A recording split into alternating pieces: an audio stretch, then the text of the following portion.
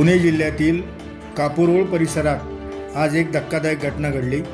कापूरहोळ येथील उद्योजक लखन दळवी यांचा मुलगा पृथ्वीराज दळवी याचे 3-4 अज्ञात तरुणांनी कारमधून अपहरण केले।